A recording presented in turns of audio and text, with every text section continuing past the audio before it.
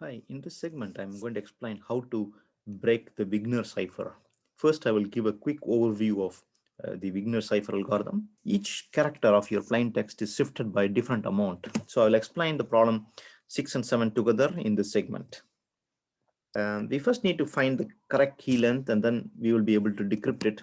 I'm going to use the idea of index of coincidence that I talked about in my other video segments. So I encourage you to watch that first.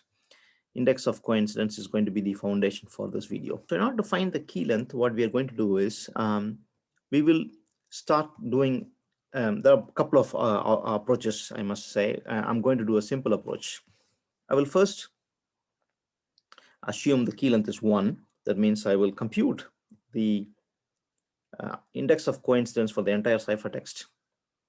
If the score is close to 0.065, I know very likely my guess is correct, so I'll stop there. If not, I'll make assumption that my key length is 2. So if I make an assumption that key length is 2, what are the things I will get? I'm going to create two ciphertexts. First ciphertext will be T, T, P, D, and so on. That's basically one stream, right? That's the first stream. And then I'll have the second stream by trying the next characters, right?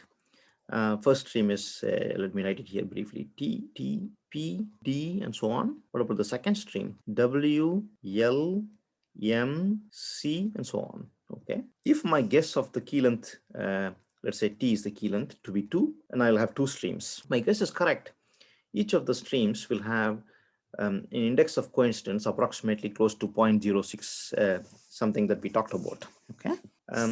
If my guess is incorrect, then I will not get necessarily that value. So I'll now go to next level. I will consider T to be 3. That means I'll have 3 different streams, right? First stream will be T, L, D, and so on. And the next stream will be W.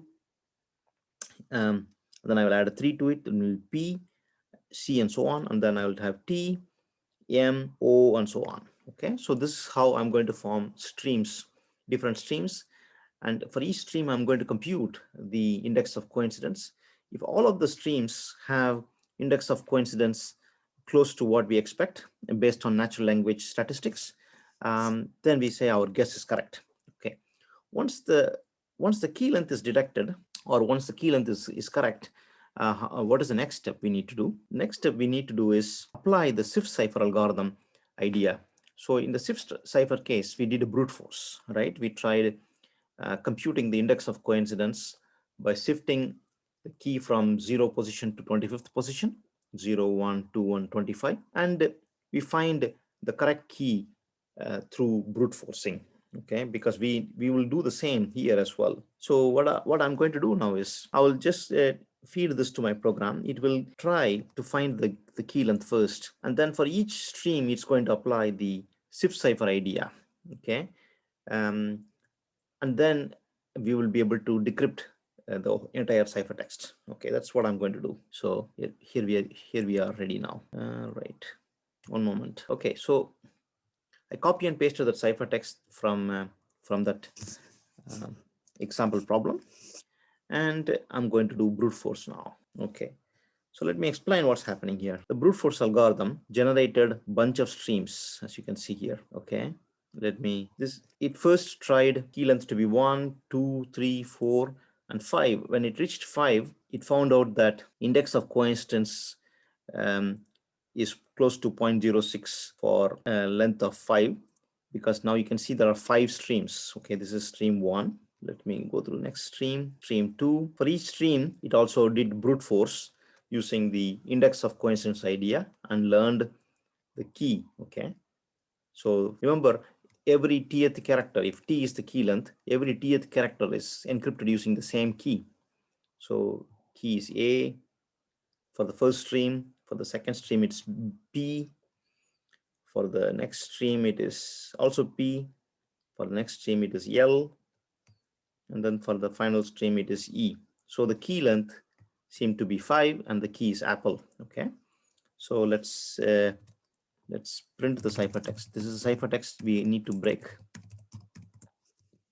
and we think the encryption key is Apple. Okay, that's how we find out the actual plain text. So let's do the decryption then.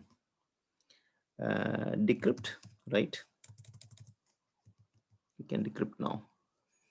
Decrypt the Vignere cipher using Apple as the key. Okay, we got something readable. The almond tree was in the days were longer. Well, it's a bit difficult to read because there's no space or comma because we removed that. But this is basically the cipher that corresponds. This is the plain text that corresponds to the above cipher text. Okay, let me summarize what we did. All we did is actually took the cipher text.